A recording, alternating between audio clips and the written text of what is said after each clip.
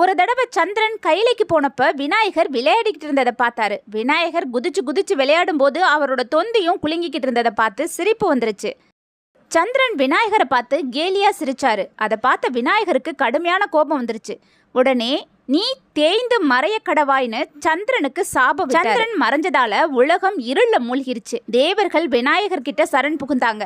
தன்னோட தவற உணர்ந்த சந்திரன் விநாயகரை நோக்கி தவம் இருந்தாரு.